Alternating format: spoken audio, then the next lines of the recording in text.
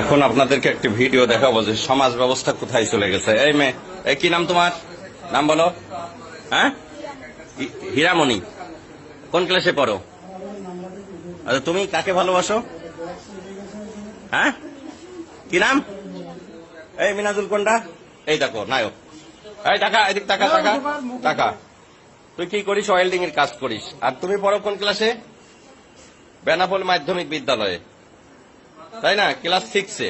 এই তুমি তুমি হ্যাঁ, এই মাথায় ইয়ে করো। তুমি বয়স হাতে হয়নি। কি নাম তোমার? তুমি ক্লাস 6-এ পড়ো? 7-এ।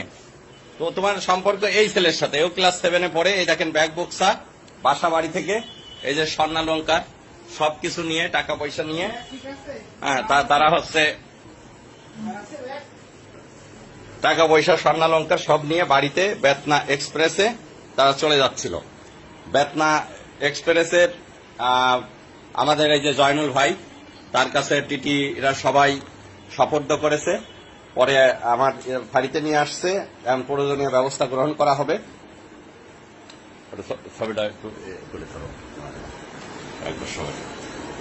এটা অবশ্যই অভিভাবকরা এই মুহূর্তে আসবে। অভিভাবকদের আসার পরেই আমরা আইনগত ব্যবস্থা যেটা হয়। খুবই দুঃখজনক এই সমাজ ব্যবস্থা কোথায় চলে যাচ্ছে। সন্তান আমারও আছে, আপনারও আছে। সন্তানদের প্রতি আসলে অভিভাবকদের খেয়াল রাখার পরেও সম্ভব হয়ে ওঠে না সবার।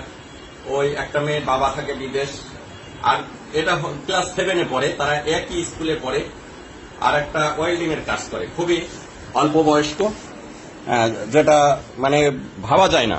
তারা অলরেডি বাড়ি থেকে পালায়ে তারা হচ্ছে এখন চলে যাচ্ছে। কোথায় যাওয়ার উদ্দেশ্য ছিল? কোথায়? এই খুলনা। কোথায় খুলনায় যায়? কি উদ্দেশ্য ছিল বল দিনি? কি পরিকল্পনা করেছিলি বল, কথা বল। কি পরিকল্পনা করছিলি? কি পরিকল্পনা করছিলি? যাই কি বাসা ভাড়া নিয়ে থাকবে এরকম একটা চিন্তা ভাবনা? তো বিয়ে হয়? তোদের বয়স হয়েছে, বিয়ে হইতো? বল। অযথা তো পুলিশকে তোরা হয়রানি করতি। যাই হোক ভিউয়ার্স, এই হচ্ছে সমাজের অধঃপতন। ভালো থাকবেন সবাই। আসসালামু আলাইকুম।